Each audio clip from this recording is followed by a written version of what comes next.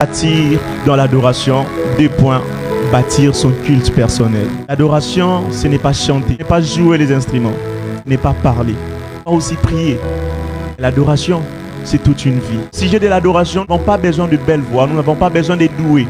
Au sujet de l'adoration, nous avons besoin de personnes qui savent comment s'humilier sous la main puissante de Dieu, afin qu'il nous élève au temps convenable. Quand il s'agit de l'adorer, il a besoin de tes faiblesses. Il n'a pas besoin de tes performances. Pourquoi il a besoin de tes faiblesses? Lorsque tu viendras à lui, il ne forme pas la compétence en toi, mais il donne le caractère. Beaucoup veulent bâtir leur vie, mais peu se demandent sur quoi est-ce que je dois bâtir ma famille, ma vie, mon avenir. J'aimerais dire à quelqu'un, ce qui n'est pas bâti sur l'adoration finira par s'effondrer. Qu'est-ce que nous pouvons dire de l'adoration? L'adoration n'est pas une simple option. L'adoration est le fondement invisible de toute vie chrétienne durable. Tu peux bâtir ta vie chrétienne sur des fondements visibles, mais le monde verra ces fondements et viendront pour détruire ces fondements. Mais lorsque ta vie chrétienne est basée sur les fondements invisibles, qui est l'adoration, personne ne viendra détruire, abîmer ce que tu as bâti dans l'adoration. Ce qui nous garantit la vie, ce ne sont pas les réalités visibles, mais ce sont les fondements invisibles que nous avons. La Bible dit que ce sont les choses spirituelles qui dominent sur les choses physiques. L'adoration n'est pas une œuvre physique, mais elle est une œuvre spirituelle qui construit la vie d'un croyant. J'aurai quelques vérités à vous partager. L'adoration est le premier autel de la vie. Avant de bâtir des murs, il faut d'abord bâtir l'autel. Cet autel, c'est l'adoration. Lorsqu'on découvre qui est Dieu, on bâtit sur la révélation qu'on a de Dieu.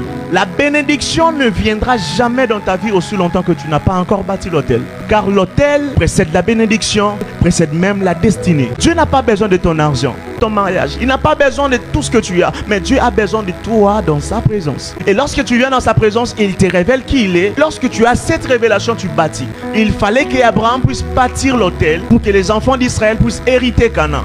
Aussi longtemps qu'Abraham n'avait pas bâti l'autel, Israël n'allait pas conquérir Canaan. La conquête du Canaan tire sa source à l'autel qu'Abraham bâtit. Tu ne bâtis pas l'autel, détruis ta postérité. Lorsque tu ne bâtis pas dans l'adoration, lorsque tu ne bâtis pas ton culte personnel, tu verras les choses arriver dans ta vie, mais la palpabilité de certaines choses, la persistance de certaines bonnes réalités ne sera pas garantie. Pourquoi? Il y a manque de l'adoration. La deuxième vérité, on ne bâtit pas pour Dieu avant de bâtir avec Dieu. Luc chapitre 10, verset 40 à 42. Ce que j'aime, c'est le verset 42. Jésus dit, Marie a choisi la bonne part qui ne lui sera jamais ôtée. Tu n'as rien que tu peux faire pour Dieu. Beaucoup travaillent, beaucoup se poumonnent en cherchant à travailler pour Dieu.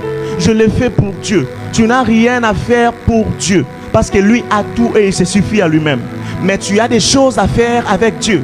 Jésus dit à Marthe, pourquoi tu t'inquiètes tant? Ta sœur Marie a choisi la bonne part qui ne lui sera pas ôtée. Plusieurs dans cette terre des humains ont préféré choisir les services.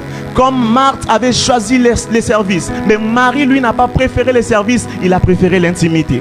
Marie n'a pas voulu bâtir pour Dieu, mais il a voulu bâtir avec Dieu. Je n'aimerais pas te dire d'abandonner les services pour rester dans l'intimité. Non, tu dois servir dans l'intimité. L'apôtre Pierre est en train de dire, comme des bons dispensataires des diverses grâces de Dieu. Et chacun de vous met au service des autres le don qu'il a reçu. La vérité dans ces passages est quoi? On ne peut pas aller pour Dieu sans aller vers Dieu. Lorsque nous partons pour Dieu, nous partons faire valoir ce que nous avons reçu. Mais lorsque nous partons vers Dieu, nous partons se ressourcer. On ne vient pas nous faire parvenir les informations, mais nous les connaissons en temps réel parce que nous sommes avec lui.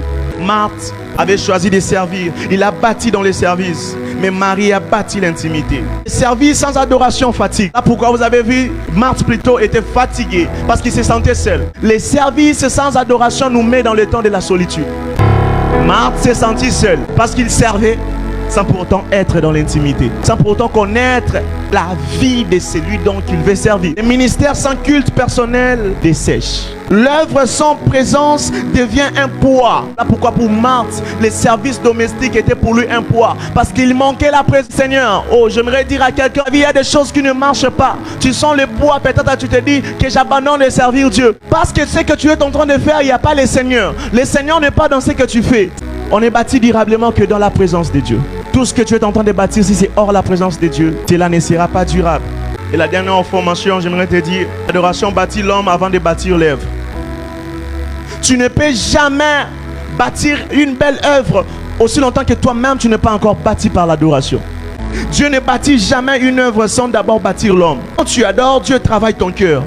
Parfois nous venons avec des cœurs affligés, oppressés par des mal, par des blessures. Mais Dieu, pendant que nous sommes à genoux, nous lui reconnaissons et nous l'adorons, lui est en train de travailler nos cœurs. Dieu purifie nos pensées, Dieu travaille nos cœurs. Ce qui fait encore, Dieu aligne notre vision sur lui.